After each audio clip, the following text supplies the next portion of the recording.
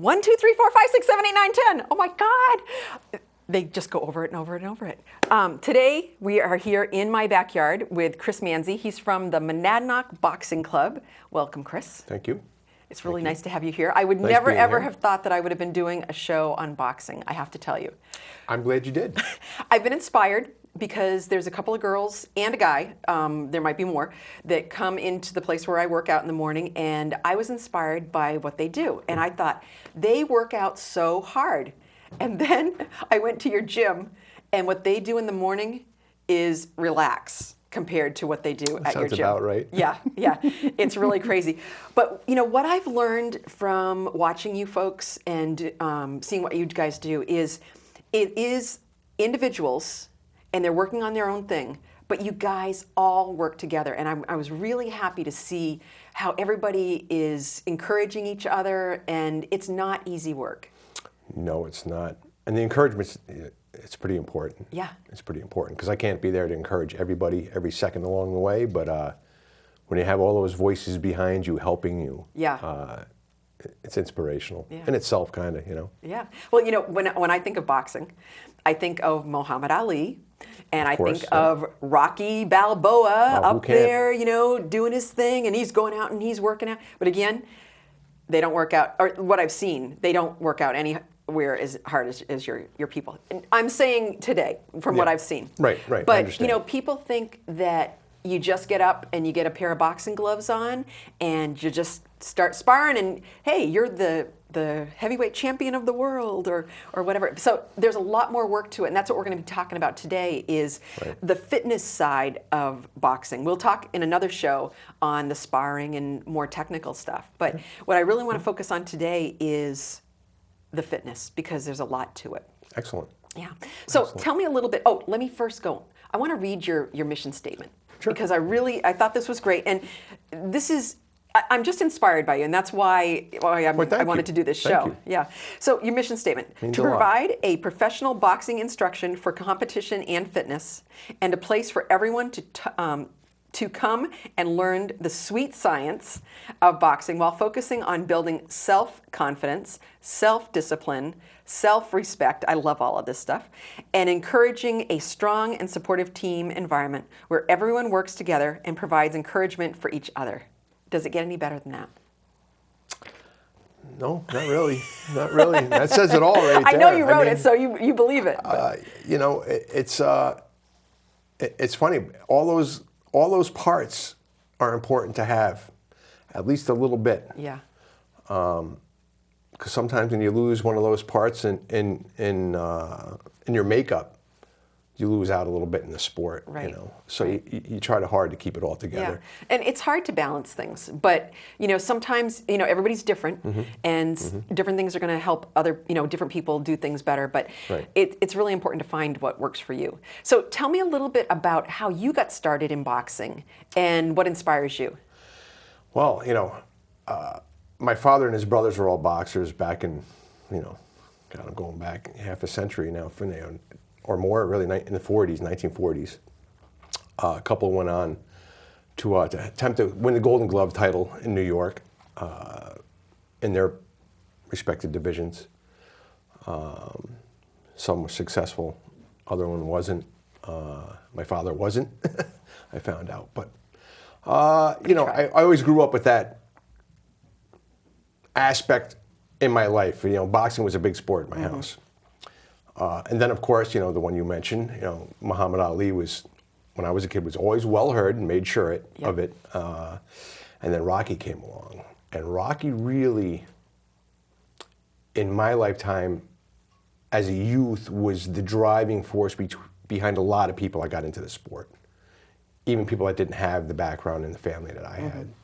And it was important. And for a couple of years after that first movie, and probably into the second Rocky movie, it was really difficult to get a spot in a gym that you had some room in, and being from a bigger city, there was more kids, I wish I had that many where I am now. But then again, it gets a little overwhelming to have a lot of youth. Right. They like to make a lot of noise and a lot of mischief. Yeah. I'm only one guy so far, so knock on wood, hopefully that gets a little bit better. Yeah. and I can grow with the team that I have. Yeah. Do you have a model like member, somebody that you know you can mold, or is there somebody that you want to focus on? Like, do you start with younger kids, or what do you really like to see come to the gym? I would love to see younger kids. I'd like to see kids 13, 14 years old that can stay, as far as a 14-year-old is concerned, focused enough to get to an hour and a half of whatever program's going on that night in the gym. It's hard for them to stay focused. Yeah. Hour and a half is a good amount of time.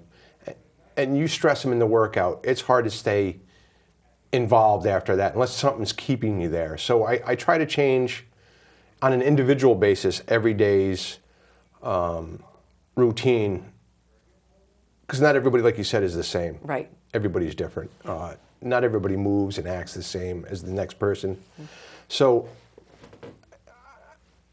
I take one person one day at a time, and it's every day. So if I have 8 people there, I'm doing 8 different things maybe. Sometimes people, I can fit a group of those 4 of them together, and I'll have to work with 4 individuals. Right. But like you said, yeah, everybody's an individual. Yep. You kind of have to mold things around that a little bit, Yeah. and adjust. Right. Again, here's that word. Right. So. Yeah, because nobody's like the same. So, what do people need to know before they get started? Because we're going to show a video here very shortly on some of the workouts that some of your members were doing the other day. But what do people need to know before they get started? Just as in, equipment. What are they going to need to bring to wear? That kind of thing. Not so much all the technical stuff. Well, the first thing they need to realize that. Just to touch on the boxing end of it, you're not going to start off as a boxer. So you really need to expect when you walk into the gym to do a lot of heavy working out. And you don't have to keep up with the guy that has been there for 5 years. You just need to do something to start. Start somewhere. Start, at the ground base level and work up to that. Yeah. And I also like to let them know that it's not going to be fun at first. No. You just have to have determination. Yeah, yeah. I think this is a good point for us. Let's start the video, and the folks at home will see a little bit more about how intense these workouts are. And I'm not trying to scare anybody, because I was very impressed. It's cross training, really. I mean, it's continuous.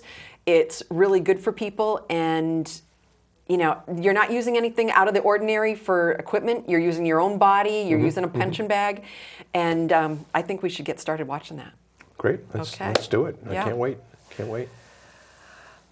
Okay. So tell me a little bit about what they're doing here, and we'll talk a little bit more about boxing. Well, we're doing Russian twist right here with a 15-pound medicine ball. And it's a hard rubber ball. Like a lot of medicine balls can be leather with just sand filled in them, sand and rags. Those in particular have handles and they're hard rubber. And the Russian twist is an oblique exercise, and it's really taxing on your abs. Oh yeah. And you get a whole group of them together. And, yeah. And there's a ton of ab work here. I mean, like even this one here, where you're holding your arms up. I mean, I'm sure that their abs are aching out a little bit after that. Everything's aching. Everything. Yeah. But they're all still smiling, though. That's the best part of it. Yeah. Yeah. Well, it made me tired just watching these guys. I went home and I was like, whoa.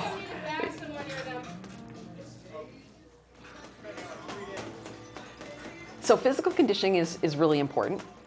And so you have different areas that you work on. So what I saw was you're doing exercises, and then you're using the bags, and you're going back and forth. That's right. That's right. It's a physical demand.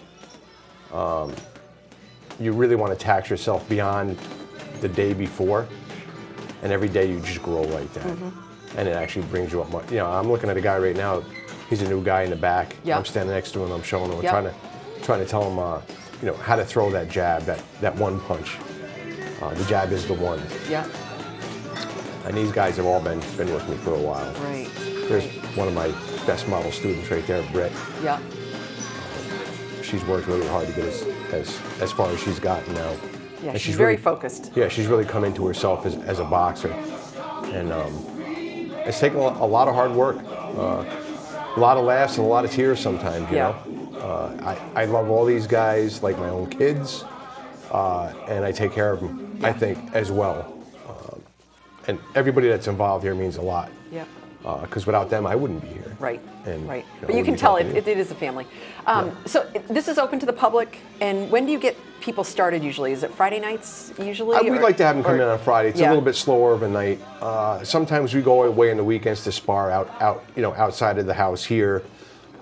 So our week is pretty full Monday to Thursday, and people want to relax after that. And of course, these guys, you can't get them to stop when you want them to, and they'll find somewhere else to work out for a day if that's what it comes down to. Well, because I see Britt and I see Jade, and there's another one of the gentlemen there that work out where I work out in the mornings too. And so like they're in the morning, they're in there at night. I don't know when they have any time to do anything else, but I sometimes I wonder myself. But it's good, they're young, and this is what they should be doing. They should be doing healthy stuff, because someday they might not be able to do that kind of stuff. So enjoy it while you got it. That's right. Don't take it for granted. Yep. So what are some of the risks or dangers or things that people need to watch out for before they get into the gym or while they're at the gym? Well, before you come to the gym, you want to make sure you're physically able. Even go to a doctor and have a doctor say, hey, you're good to go. Because, of course, you want to know if there's going to be a problem. It's always a smart thing to do. That being said, you want to become prepared. You want to come with a pair of hand wraps, boxing hand wraps, semi-elastic. You want a nice pair of boxing gloves that you can hit the bag with, that are stable gloves. So you don't just go to some discount store and pick up a pair of gloves? You can, but I always like to take a little extra step, ask a few questions, and find out what the really good bargain is. Right. I'm not saying you can't use a pair from the local store. But know what you're buying. But know what you're buying before you get into it. Yeah, because if you get hurt, that could pretty much end the fun that you're having. Yeah, getting Especially, hurt is not. We were talking a little bit earlier, but your hands. You're really putting a lot of pressure on your hands, and you need to make sure that you do it right. So don't just be thinking that you're going to go out boxing without gloves or without wraps or different things like that, because your career may be very short. Very short-lived. Yeah. Absolutely short-lived. And there are professional boxers that have had nothing but problems with their hands because maybe when they were younger, coming up in the amateurs, they didn't think it was a big deal. Well, it's a big deal. Right. It is a real. That's your moneymaker as a professional. Yeah. So I noticed this, from being, younger and playing in sports and being older now. There's things that people never really talk to us about, like our knees or our hips and different things like that. So, to me, it's really important that we do things right and listen to people like you, who know what the right form is and what, how best to do things without getting hurt and things like that. That's right. And the other important factor is, diet in general is an important factor for anybody, any day. Right. But for this sport, and you come in to do these workouts and you want to come to the gym, you're more than welcome to, but please, I always implore people, don't eat within 2 hours of coming to the gym, but definitely eat within a couple hours of that. Keep yourself, hydrated. Yep. Hydration is very important. Bring water with you to the gym. Bring a towel if you sweat a lot. The little extra courtesies to the guy next to you means a lot as well, the sweat and all that stuff. It's a boxing gym. Do they wear the sweatshirts to stay warmer, or what? Why do they wear the sweatshirts? Sometimes they wear the sweatshirts to get warmer. Things have the tendency to work a little easier if they're warmer. I know for me it works that way better. Some like to wear it to promote the sweat, get the toxins out of their skins, and it works. It works. Promotes a little bit of weight loss, but then again, some people can take it to an extreme to have a sauna suit, which is like a plastic suit, and I can't imagine. I don't really want to see that on an amateur level. Right. Like safety is my first concern, so that gets a little extreme. You lose a lot of water, and you put yourself at risk for dehydration. Right. And that's not any fun. So. Yeah.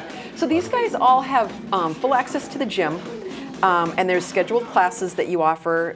I don't know how that all works out. The schedule now works out. We usually our gym's open from 4 to 6, so between 4 and 5:30, it's an open facility. So if you paid the minimal membership for that, you can come in anytime, any day of the week in those hours. But you're restricted to those 4 to 5:30 hours until I get more clientele. Right. Obviously, this won't grow it beyond it. But from 6 to 8 is strictly the boxing team.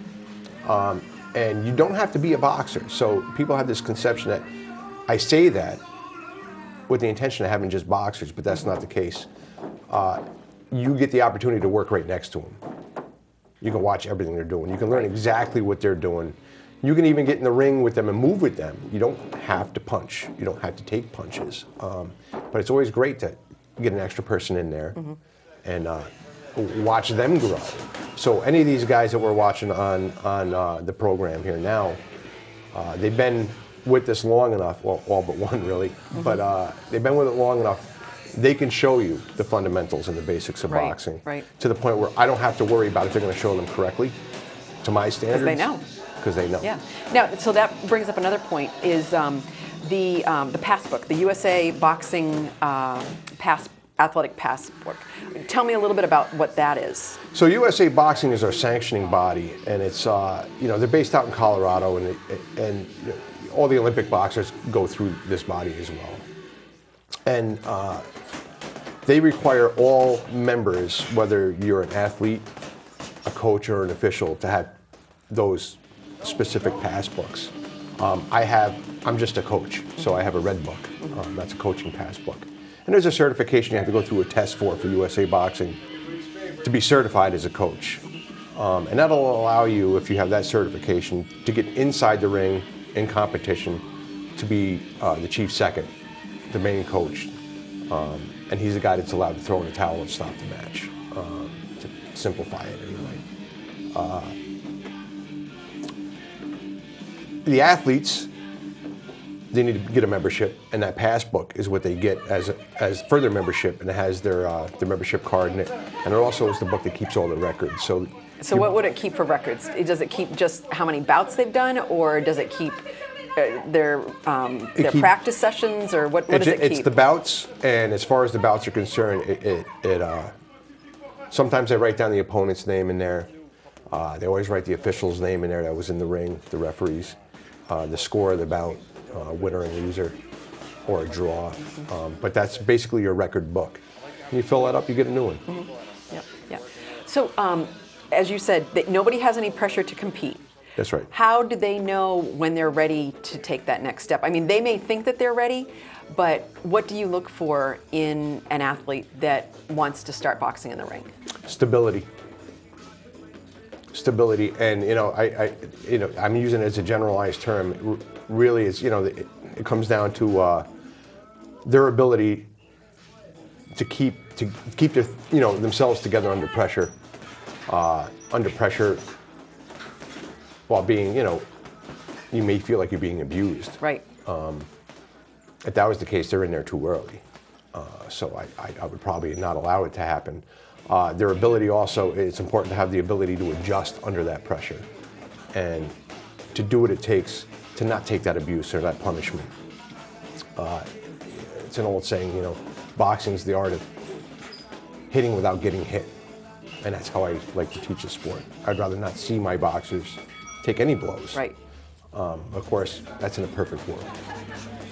So if I can teach them everything in between, how to protect themselves properly, when that happens, I'm doing my job. Right. I'm doing my job. So I guess the answer to your question is, really, they're ready when I say they're ready. And sometimes things just fall to pieces when it comes to competition. It's a different level between what we're watching here, and then it gets into the ring where you're sparring in-house. And then that level changes when you get into the ring out of house, because now you don't know who you're sparring against. Right. Really, you have to trust that their coaches are kind and gentle when needed. And then, when it comes to competition, that whole stress and the audience, and now this is really for my record, that dichotomy changes really quickly. And sometimes it's good, and sometimes it can be really bad. And sometimes it just doesn't seem to matter either way. It just happens the way it happens, you know. So. Yeah. So what do they do with the sparring sessions when they're practicing? How do you put people together, or what are you focusing on there? Are you focusing on punches? Are you focusing on fitness? What do you focus on with the different sparring sessions? It depends on who I'm with. If I'm with an experienced boxer, I'm looking for somebody with that much experience. to where they're going to challenge each other. They can learn from each other, not so much hurt each other, but learn and grow. If it's more of a beginner, or what we call a green boxer, I'd want the same, pretty much equal. So at least they can get a feel for what it's like. One doesn't have to be slightly better than the other, but they'll grow just from the experience of getting in there and sparring together, not knowing each other, and not getting hurt. Yeah. So, you know, I have to judge it. Sometimes it's on the fly. When I get into the new gym that I've never been in before, let's say, and this happens all the time when I go into a new gym, I worry about everybody because who knows what the other guys think. Right. I know my integrity is good and I mean well. Usually that is on the other side too. Yeah, you hope it is. You know, yeah. 95% of the time it's right. like that. Right. So. Well, it's not the old days. You know, no, it's not. I heard a lot of stories about, you know, the way things used to be, and, you know, even just people in the local neighborhoods, you know, they used to have their kids fight each other. And camaraderie. And you know, it's not like that anymore. I hope. Yeah. So tell me a little bit just quickly about some of your events, things that you offer. I know that you offered a women's boot camp. Yeah, we started that last weekend, and that's going to continue right now till the end of the month. And while we're doing that until the end of February, we want to encourage women to come in, bring a friend. The friend's free, so basically instead of paying the full price, you know, it's half for each year. Just to encourage the workout. Right, and you have equipment that they can use. Absolutely. Right, yeah. Absolutely. We always have extra gloves, extra hand wraps. And like I said, that's the only two things you're going to need to start. Mm-hmm. And drive and will. Right. You know, you've seen it. Yeah. We're watching it. So it says a lot. Yeah. Look at these girls. Yeah. It's amazing. That's Jade. She's my 2015 heavyweight champion and New England champion. Yeah. And she's come a long way. I'm really proud to see what she's done. Yeah, Jade's done very well. She's worked very hard. Yeah. Now they're doing the foot fire and sprawls. Mm-hmm. These are fun exercises. The coach in the background being a wise guy and getting a kick out of it. But you know, I was really happy. You know, you've got a really clean facility.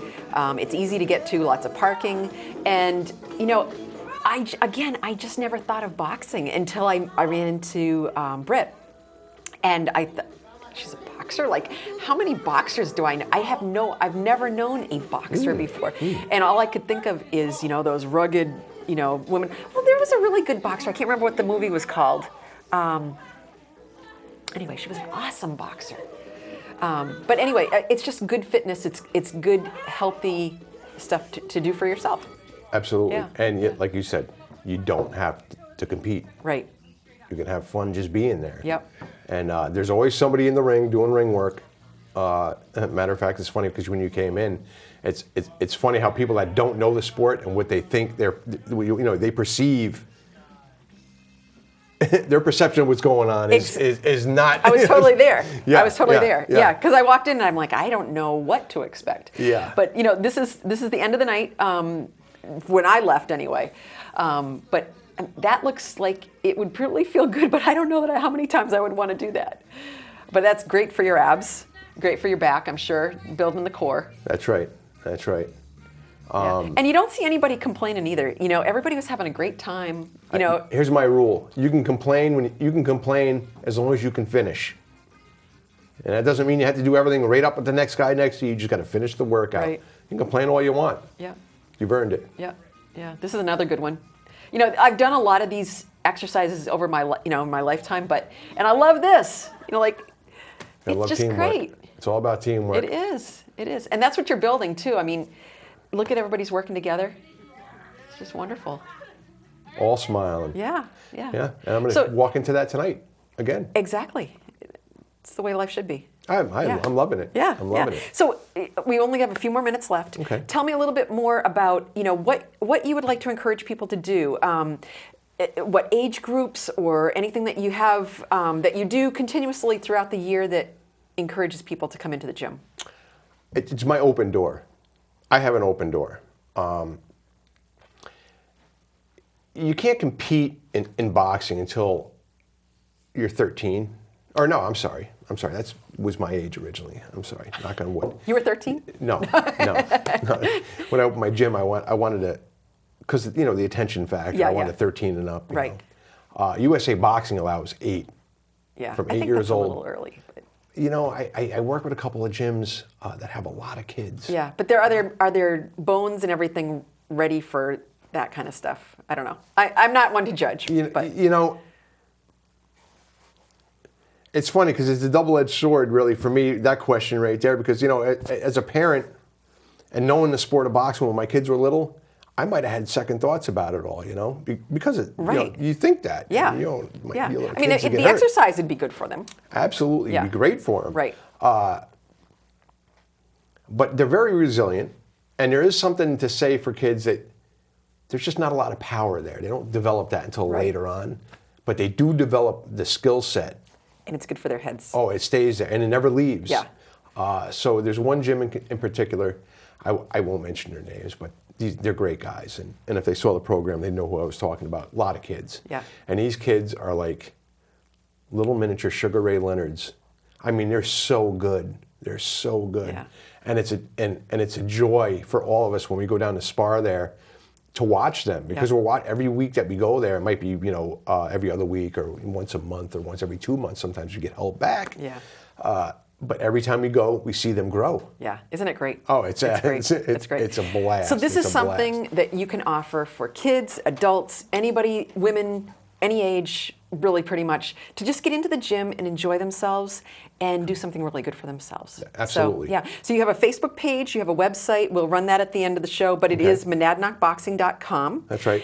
And I hope people will get out to the facility in Troy and check it out. What I just want to tell you is I want you to love life, live well, and be grateful. So I hope you've enjoyed this program, and I hope to see you again soon. Thank you.